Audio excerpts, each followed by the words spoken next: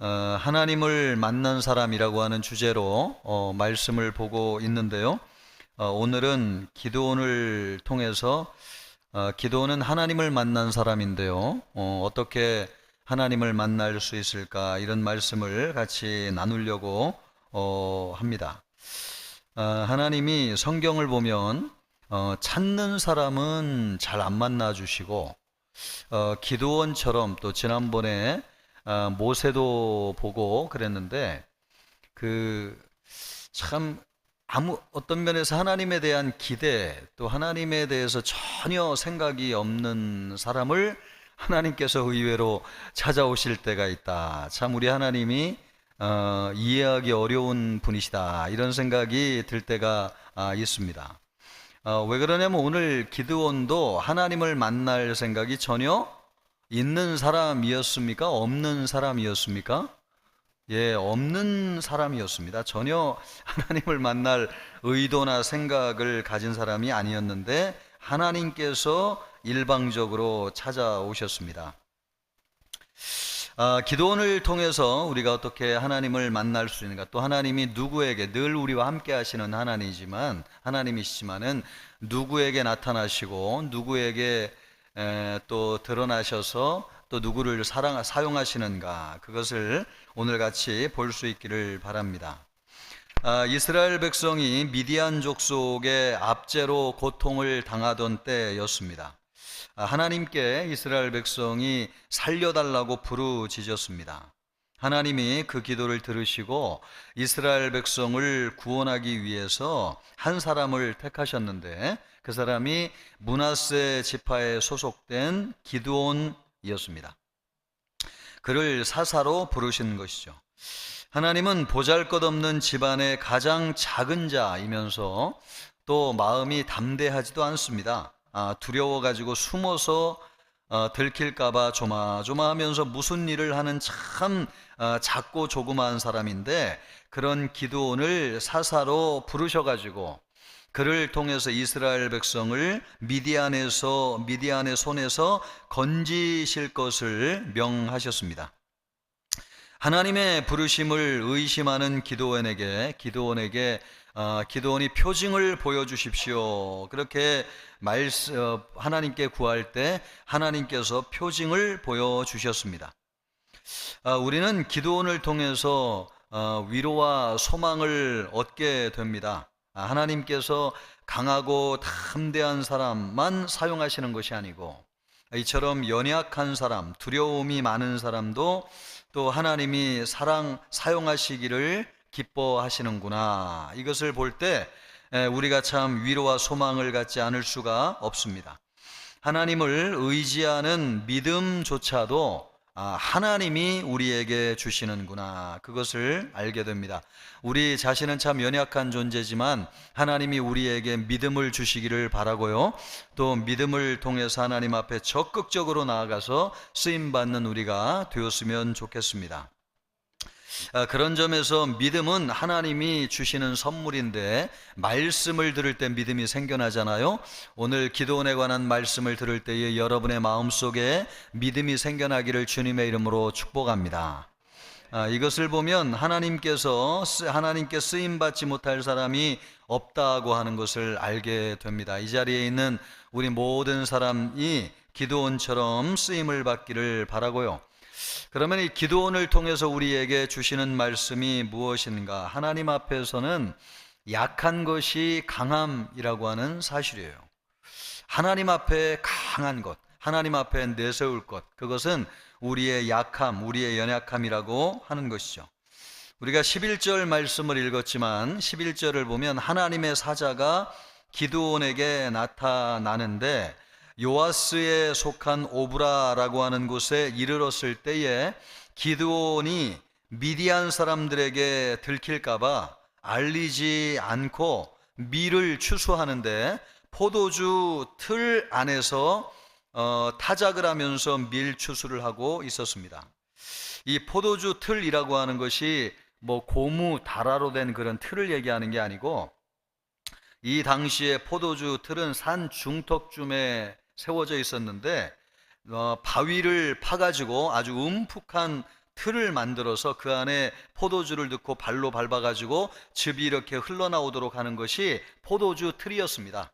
그러니까 이 포도주 틀이 산 중턱에 있고 깊은 바위를 파가지고 이루어진 거. 거기에 쏙 들어가가지고 거기에서 밀타작을 해도 겉으로 볼 때는 잘 보이지 않습니다. 그래서 기드온이 거기에 들어가서 밀타작을 했다는 것이죠. 기드온은 곡식이 있다는 사실을 알기만 하면 약탈해가는 미디안 사람들에게 발각되지 않기 위해서 포도주 틀에 몰래 숨어가지고 타작을 하고 있었습니다. 여러분, 이런 기드온을 볼 때에 무슨 생각이 드시나요? 참 쓰임받을 만한 사람이라고 할 수 있는가? 사람이 좀 담대하고 믿음이 있어야지 하나님이 쓰시는데 뭐 이렇게 숨어가지고 비겁하게 일을 하는 사람을 하나님이 쓰시겠나? 그런데 하나님이 쓰신단 말이죠. 이런 사람도 하나님이 쓰신다는 것입니다. 미디안 사람을 두려워하는 나약한 성품을 가진 사람이고요, 또 별 볼 일 없는 사람인데 이런 사람도 씁니다. 혈통이 좋아서 쓰신 건가? 이 사람은 므낫세 지파였는데 성경을 보면 므낫세 지파 가운데 쓰임받은 사람이 특별히 생각나는 사람이 없을 정도로 이 므낫세 지파는 아주 작고 연약한 지파였습니다. 거기에 소속된 사람이었기 때문에 두드러진 뭘 나타내는 사람이 아니었던 거죠. 이처럼 나약하고 보잘것없는 사람 기드온을 하나님이 이스라엘을 미디안의 손에서 구원할 자로 부르신 이유가 무엇인가? 그가 나약하고 보잘것없는 사람이었기 때문에 더욱 그는 하나님을 의지할 수밖에 없는 사람이었습니다. 그것이 하나님이 기드온을 부르신 아주 유일한 장점이라고 하면 장점일 수 있습니다. 이스라엘의 구원을 이룬 후에도 구원이 기드온의 힘과 용맹으로 얻어진 것이 아니라 오직 하나님의 은혜로 이루어진 것이라고 하는 사실을 드러낼 만한 사람을 찾으신 것이죠. 그래서 이스라엘 백성을 구원하신 분은 하나님이시지 기드온이 아니다라고 하는 것을 보여주기를 원하셨어요. 이처럼 그렇기 때문에 여러분, 하나님은 당신의 영광을 위해서 인간적으로 강한 혹은 능력 있는 자를 사용하기보다는 약하고 무능한 자를 사용하시고 또 그런 사람을 사용하는 것을 기뻐하십니다. 하나님 앞에서 강하고 능한 것보다도 약하고 무능한 것이 강한 것입니다. 모세를 보십시오. 하나님께서 그가 애굽 왕자로 강력한 힘과 지혜와 용맹을 가지고 있을 때에는 그를 부르지 않으셨어요. 광야로 도망가 가지고 40년을 지나서 나이 80이 되어 가지고 인생의 황혼이 짙어진 그때에 이제 힘도 능력도 뭐도 아무것도 없는 그때에 하나님이 그를 찾아오셔서 평생 목동에 불과하였던 모세를 부르셔가지고 이스라엘 백성을 애굽에서 구원해 내라고 말씀하셨습니다. 다윗을 부르실 때에도 하나님께 부르심을 받을 때 누구도 아버지와 형들조차도 알아주지 않는 하찮은 목동에 불과한 존재였습니다. 이처럼 보잘것없는 자였지만 언제나 하나님을 철저하게 의지할 수밖에 없는 다윗을 하나님께서 부르셔가지고 이스라엘 백성의 왕으로 삼으셨습니다. 하나님은 강하고 능력 있는 자보다 약하고 무능한 자를 들어서 뜻을 이루십니다. 하나님 앞에서는 약한 것이 강한 것이고 또 무능한 것이 능한 것입니다. 우리가 하나님 앞에서 스스로 강한 자와 능한 자가 되려고 할 때 하나님은 우리가 약한 자가 되게 하시고 무능한 자가 되게 하십니다. 그러나 우리가 하나님 앞에서 한없이 약하고 무능함을 인정하고 엎드리게 될 때에 그 약함을 사용하시고 무능함을 사용하셔서 하나님은 우리가 강한 자가 되게 하시고 능한 자가 되게 하십니다. 그러므로 우리는 하나님 앞에서 스스로 약한 자, 무능한 자가 되어야 되겠습니다. 하나님, 나는 할 수 있는 것이 없습니다. 나는 무능한 자입니다. 하나님 나를 불쌍히 여겨 주시옵소서. 하나님이 그런 사람을 부르실 줄 믿습니다. 이 밤에 우리가 하나님 앞에 나아갈 때에 기드온과 같은 심정으로 하나님 앞에 나아가기를 주님의 이름으로 축복합니다. 우리가 또 이 말씀을 통해서 깊이 알게 되는 것은 인간의 가치를 결정하시는 분은 하나님이시라고 하는 것. 우리 인간의 가치를 결정하시는 것은 사람도 아니고 또 학교의 선생님도 아니고 우리의 친구들도 아니고 누가 우리의 가치를 결정하시느냐? 하나님이십니다. 그것을 어떻게 알 수 있습니까? 여러분 12절 말씀을 보면 하나님의 사자가 나타나서 기드온을 부를 때에 뭐라고 부르는가요? 우리 12절 말씀을 우리 같이 한번 읽어봅니다. 여호와의 사자가 기드온에게 나타나 이르되 큰 용사여 여호와께서 너와 함께 계시도다. 기드온은 큰 용사가 될 만한 자격이, 지금 여러분 말씀을 쭉 들으셨죠? 큰 용사가 될 만한 자격이 있는 사람이에요? 없는 사람이에요? 없는 사람이죠. 그런데 하나님의 사자가 그를 불렀다는 것은 하나님이 그를 불렀다는 거예요. 하나님이 기드온을 뭐라고 불렀느냐? 큰 용사라고 부르셨어요. 이것을 볼 때 우리 인간의 가치를 결정하시는 분은 누구시라는 걸 알 수 있습니까? 여러분이 이 밤에 이거 하나만이라도 꼭 여러분의 마음속에 남기를 바랍니다. 열등감, 나의 무가치함, 나의 무능함, 이런 거 생각할 때 참 괴롭고 드러내고 내세울 것도 없는데 여러분 그런 것 때문에 주눅들지 마시기를 바라고 여러분의 마음 소리에 집중하지 마시고요, 하나님의 음성에 귀를 기울이기를 바랍니다. 하나님이 우리의 가치를 결정하시는 분이세요. 그래서 우리 안에 예수님을 믿게 하시고 하나님의 자녀가 되게 하시고 기드온과 같은 사람에게는 큰 용사라고 말씀하셨는데 큰 용사가 되게 하시는 분이 누구시냐? 하나님이십니다. 하나님이 큰 용사라고 부르시면 큰 용사가 되는 것입니다. 미디안 사람들을 두려워하고 포도주 틀에 숨어가지고 타작을 하던 기드온에게는 참 어울리지 않는 호칭이에요.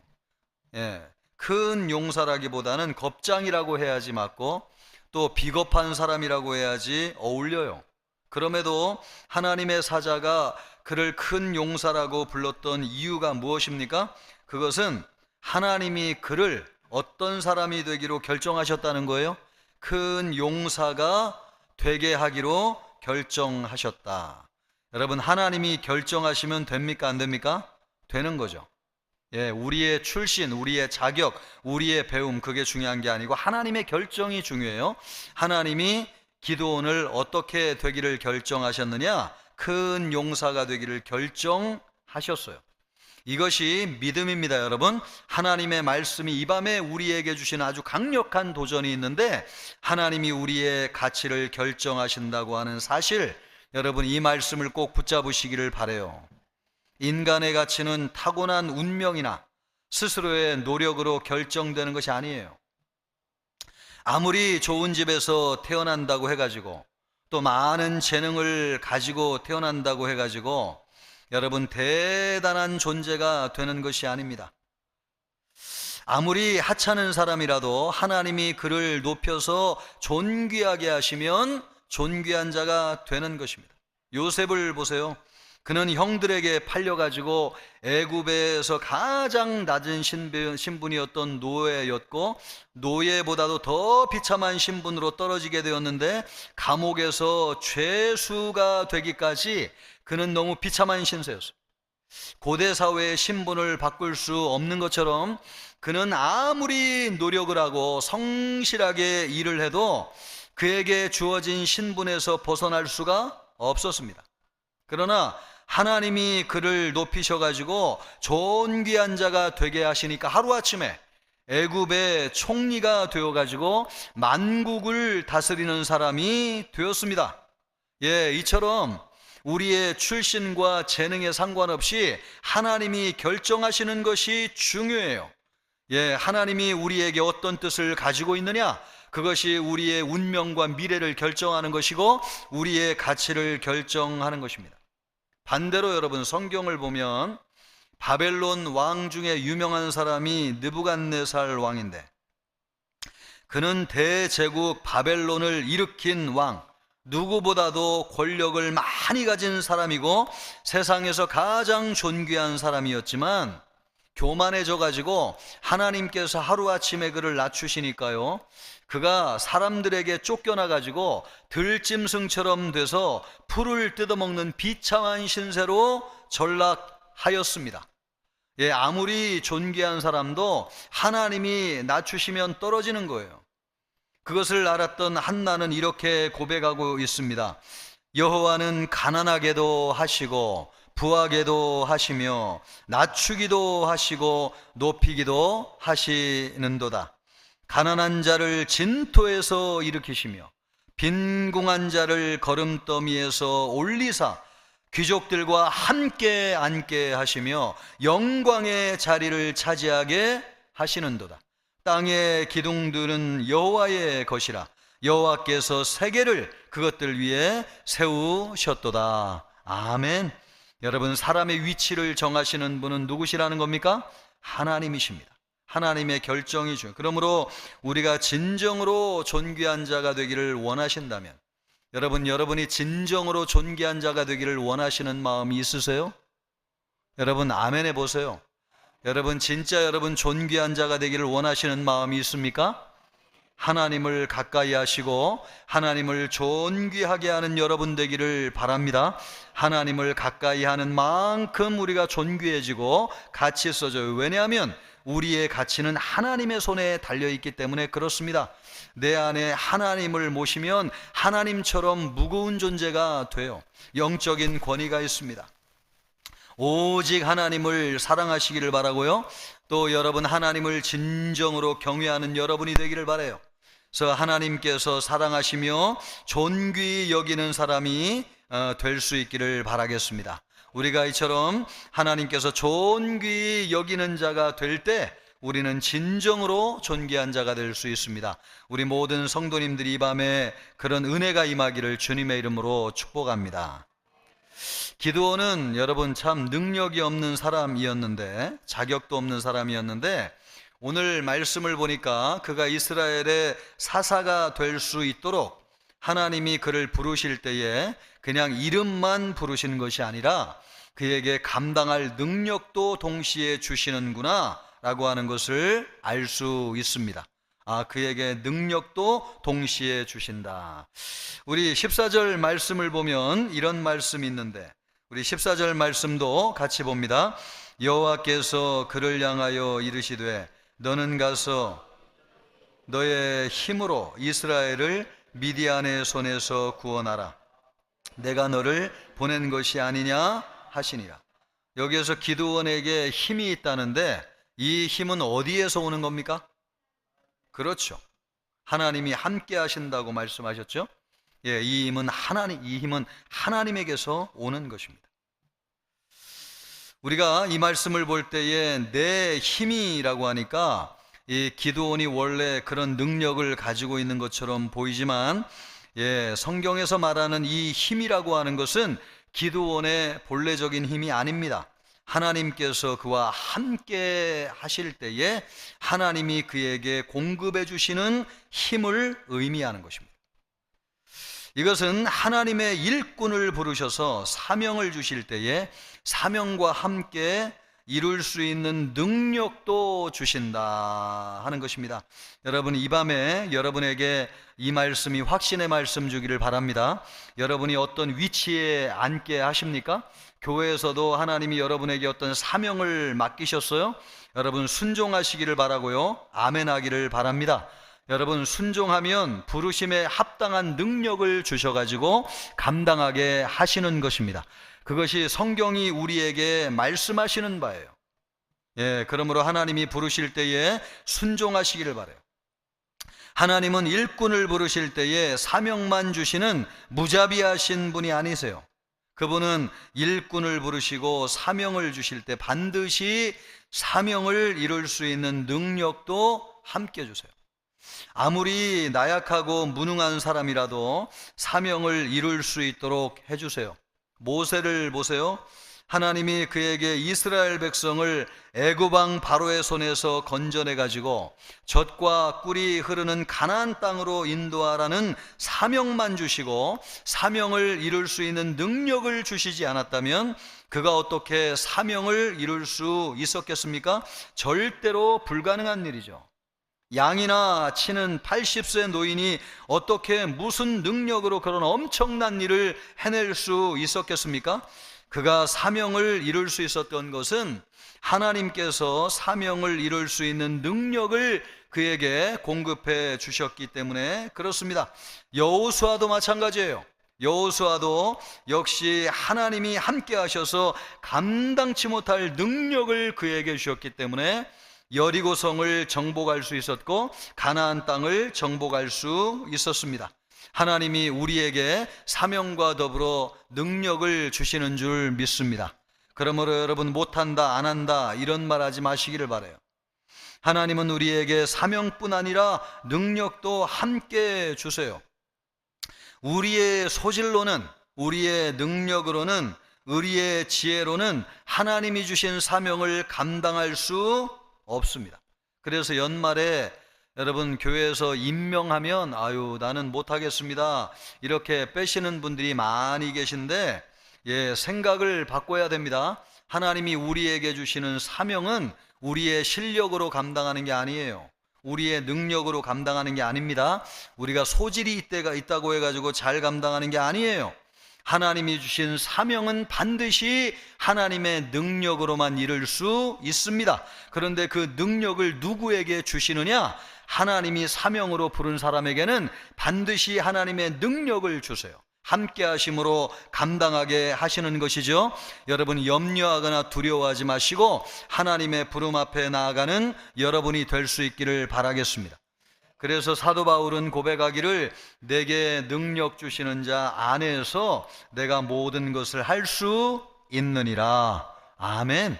여러분 내게 능력 주시는 자 안에서 내가 모든 것을 할 수 있다. 이것을 믿으시기를 바라요.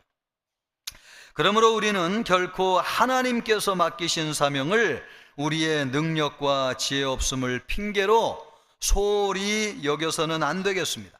하나님께서 우리에게 사명을 맡기셨다면 사명을 이룰 수 있는 능력과 지혜도 주셨다.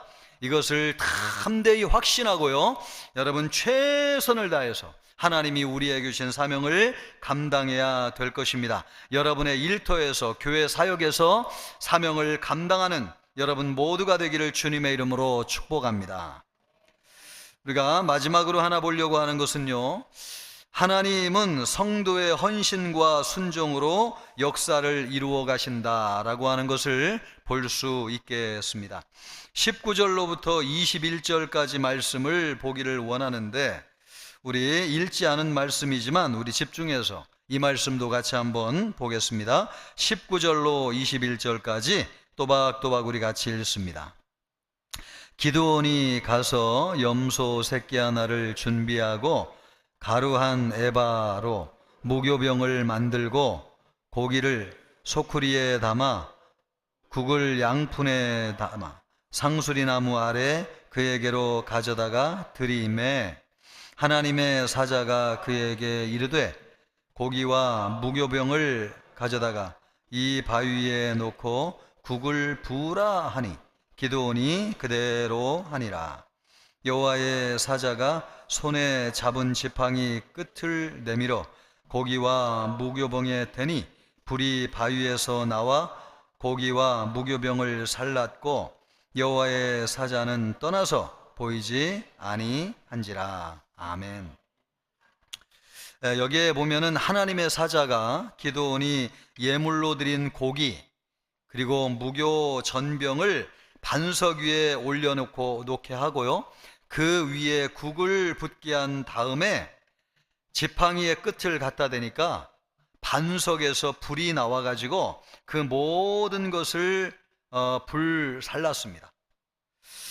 이것을 통해서 하나님이 보낸 사자일 뿐만 아니라 이 사자가 준 말씀은 하나님의 말씀이라고 하는 것을 기드온에게 분명하게 보여주었습니다. 이렇게 한 것은 기드온이 나에게 믿음이 없으니까 당신이 하나님이 보낸 사자라고 하는 증거를 좀 보여주십시오. 징표를 요구했잖아요. 표징을. 그 표징을 보여달라고 하는 말에 대해서 하나님의 사자가 이런 기적을 베푼 것입니다. 우리는 여기서 특별히 주목해야 될 사실이 있습니다. 그것은 하나님의 사자가 기드온에게 보여준 표징이 기드온이 최선을 다해가지고 드린 예물과 또 그 예물을 반석 위에 쏟은 철저한 순종을 통해서 이루어졌다고 하는 사실이에요. 미디안 사람에게 압제를 받아서 생계를 꾸려가기도 어려운 형편 아닙니까? 그런데 기드온이 지금 염소 새끼 한 마리 그리고 가루 한 에바를 만들어 드려가지고 무교 전병을 만들었는데 또 고깃국을 끓여가지고 드렸는데 이것은 생계가 넉넉치 않은 사람의 입장에서는 굉장히 귀한 것이죠. 기드온이 정성을 다해가지고 예물을 드렸습니다. 이 예물을 먹지 않고 반석 위에 쏟아부은 순종은 정말 어려운 일이었습니다. 하나님 앞에 드린 이후에 이것을 먹어야 될 필요성이 있었을 텐데 쏟아부으라고 하는 것이 그 쉬운 일이 아닌 거죠. 먹고 살 양식도 없는 상황에서 귀한 음식을 반석에 쏟으라고 하는 것이 얼마나 어려운 명령이겠습니까? 그러나 기드온은요, 최대한 예물을 드리고 순종했을 때에 하나님은 그러한 헌신과 순종을 통해서 놀라운 기적을 행하셨습니다. 이와 같이 하나님은 성도의 헌신 또 순종을 통해서 역사를 이루어 가기를 기뻐하신다 하는 것을 알 수 있습니다. 물론 하나님이 성도의 헌신과 순종 없이 그러면 아무것도 안 하시는 분이시냐? 그런 뜻은 아니에요. 성도의 헌신과 순종이 없어도 하나님은 얼마든지 놀라운 역사를 이루실 수 있고 기적을 행하실 수 있는 분이세요. 그럼에도 불구하고 성도에게 헌신과 순종을 요구하시는 것은 하나님의 놀라운 역사에 참여할 수 있는 기회를 주실 뿐만 아니라 하나님의 영광에 참여할 수 있는 기회를 주시는 것이죠. 그러므로 하나님이 우리에게요, 헌신을 요구하실 때에 또 하나님이 우리에게 순종을 요구하실 때에 적극적인 마음으로 참여하시기를 바랍니다. 그것은 우리에게 엄청난 기적과 능력과 역사 또 하나님의 영광에 참여할 수 있는 놀라운 기회를 우리에게 주는 것이기 때문에 그렇습니다. 오병이어의 기적을 통해서도 우리가 확인할 수 있잖아요. 예수님은 오병이어의 기적을 일으키기 전에 제자들에게 말씀하시기를 너희에게 떡이 몇 개가 있느냐. 우리 예수님은 그 떡이 없어도 오병이어의 기적을 행하실 수 있죠. 수만 명을 먹일 수 있는 능력이 말씀 한마디로 얼마든지 가능하신 분이세요. 그런데 하나님께서 우리에게 떡을 요구하실 때가 있습니다. 어떤 사람은 헌금을 아까워가지고 하나님 앞에 드리지 못하는 사람이 있어요. 오늘 금요일 밤에 내가 친구 만나가지고 재미있게 놀아야 되는데 이 2시간, 3시간을 하나님 앞에 드리는 것을 진짜 아까워해가지고 나오지 않는 사람들이 있느냐? 있어요. 여러분, 하나님이 우리를 부르실 때에 적극적으로 나아가실 수 있기를 바라겠습니다. 왜 하나님이 나오라는 거예요? 왜 하나님이 우리를 부르셔가지고 헌신하게 하시는 것입니까? 과부에게 먹을 떡도 없는데 엘리야가 특별히 그 떡 얼마 없지만 그거 드리라고 왜 하나님이 말씀하시는 것입니까? 영광의 기적에 참여하는 기회를 주시는 것이고 또 하나님이 이루실 놀라운 역사에 참여하심으로 말미암아 성경에 기록될 만큼 영광에 참여할 수 있는 기회를 주시는 것입니다. 하나님이 우리에게 헌신을 요구하실 때 또 하나님이 우리에게 순종을 요구하실 때에 여러분 부담 갖지 마시고 적극적으로 아멘 순종하고 참여하기를 우리 주님의 이름으로 축복합니다. 예수님은 여러분 맨손으로도 얼마나 얼마든지 기적을 베푸실 수 있는 분이세요. 말 한마디로 풍랑을 잠잠하게 하시는 분 아니십니까? 제자들의 헌신과 도움이 전혀 필요 없는 분이세요. 그럼에도 불구하고 기적에 참여할 기회를 주시는 거잖아요. 나도 물 위를 걷게 해주십시오. 그랬더니 예수님이 거절하지 아니하시고 나만 걸을 수 있지 네가 뭐 참여하냐 그렇게 얘기하지 아니하시고 베드로에게 걸으라고 말씀하시잖아요. 예, 기적에 참여하게 하시는 것입니다. 하나님은 성도의 순종과 헌신을 통해서 역사를 이루어 가시기를 기뻐하세요.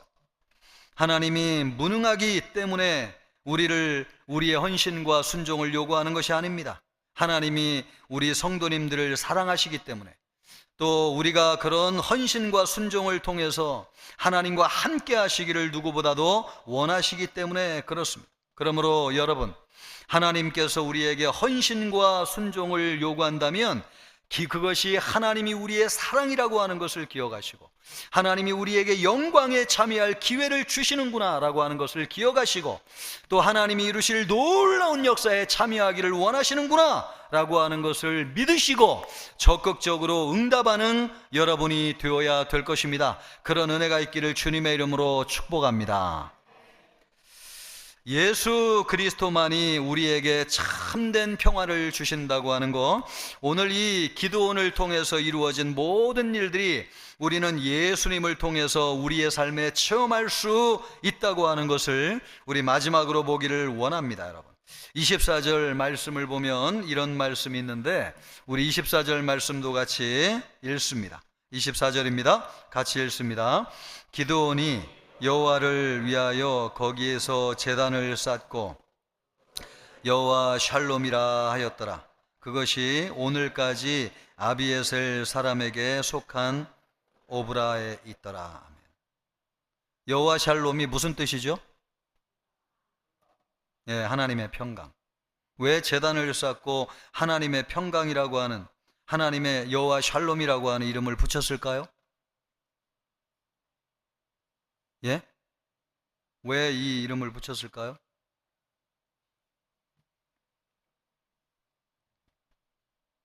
잠이 확 깨죠, 그죠? 제가 이러니까.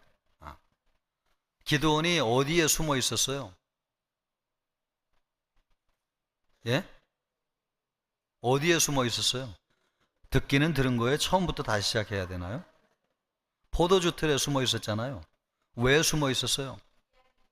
예, 죽을까봐? 두려워서, 누구에게 들켜서? 그렇습니다.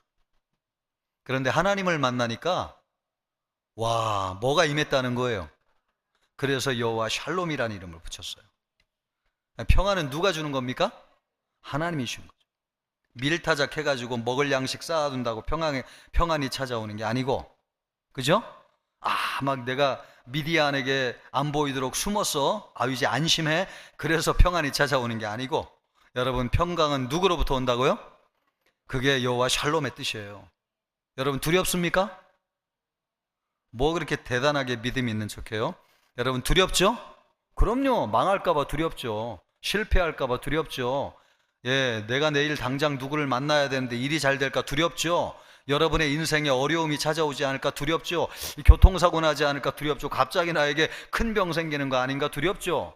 여러분의 자녀들이 뭐 이거 잘 될까 두렵죠. 온갖 두려움이 우리 마음속에 가득하냐? 그럼요. 여러분, 이것을 뭘로 이길 수 있어요? 좋은 집에 산다고 이길 수 있나요? 돈을 쌓아놓는다고 이 두려움을 물리칠 수 있나요? 나에게 편들어주는 사람이 내 주변에 있다고 해서 이 두려움을 이길 수 있나요? 천만의 말씀입니다. 여러분, 샬롬, 평강은 누구로부터 오는 겁니까? 여호와 샬롬. 그래서 제단을 쌓다는 거 아니에요? 제단을 쌓다는 게 뭐예요? 장작더미를 크게 예를 들면 여러분, 장작더미를 쌓아 올려가지고 재물을 거기에 올려놓고 불을 지펴가지고 재물을 하나님 앞에 올려드리는 것이 마치 제사를 드리는 것처럼 제단을 쌓고 하나님 앞, 그거 여러분 들키겠어요? 안 들키겠어요? 들키죠. 그런데 그런 담대한 평안이 어디에서 왔느냐? 하나님을 탁 만나보니까 마음속에 두려움이 사라졌어요. 우리 이 밤에 우리 성도들에게 그런 여호와 샬롬, 평강 임하기를 주님의 이름으로 축복합니다. 하나님 사모하세요. 여러분, 하나님 가까이 하세요. 여호와의 이름을 부르시는 여러분이 되기를 바랍니다. 여러분 기드온처럼 이 밤에 하나님을 만나서 하나님이 주는 평강이 여러분의 심령 안에 가득하기를 우리 주님의 이름으로 축복합니다.